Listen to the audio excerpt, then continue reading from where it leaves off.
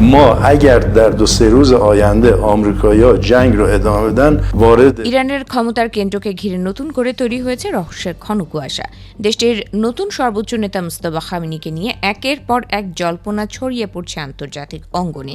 এবার সৌদি সংবাদ মাধ্যম আল হাদাত একটি ইসরায়েলি নিরাপত্তা সূত্রের বরাত দিয়ে দাবি করেছে মুস্তাফা খামেনি বর্তমানে ইরানেই নেই। এই দাবিকে ঘিরে মধ্যপ্রাচ্যের রাজনীতিতে নতুন করে শুরু হয়েছে তুমুল আলোচনা। গত 28 ফেব্রুয়ারি মার্কিন ইসরায়েলি যৌথ হামলায় নিহত হন ইরানের সর্বোচ্চ নেতা আয়াতুল্লাহ আলী খামেনি।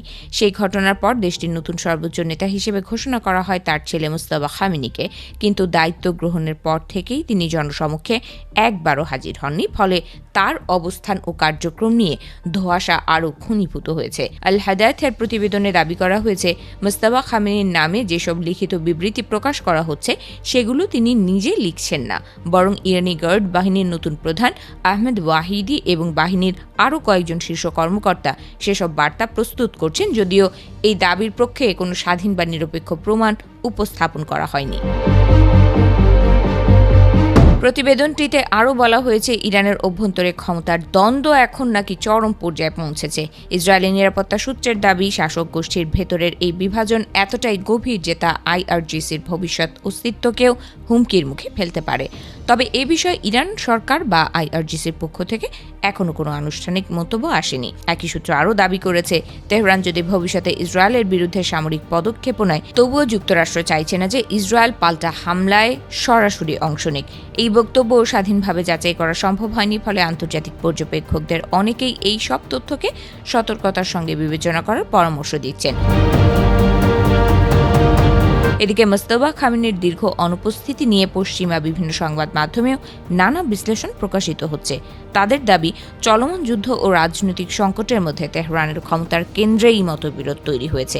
একদিকে কট্টরপন্থী গোষ্ঠী, অন্যদিকে তুলনামূলক বাস্তববাদী ও নমনীয় প্রশাসনিক অংশ। এমন দুই ভাগে বিভক্ত হয়ে পড়েছে ক্ষমতাসীন মহল।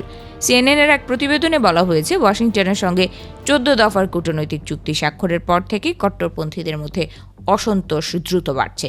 তাদের অভিযোগ সাবেক সর্বোচ্চ নেতার মৃত্যুর প্রতিশোধ না নিয়ে যুক্তরাষ্ট্রের সঙ্গে সমঝোতায় যাওয়া ইরানের দীর্ঘদিনের নীতির সঙ্গে সাংঘর্ষিক। তারা এটিকে কার্যত যুক্তরাষ্ট্রের কাছে আত্মসমর্পণের শামিল বলেও মনে করছে।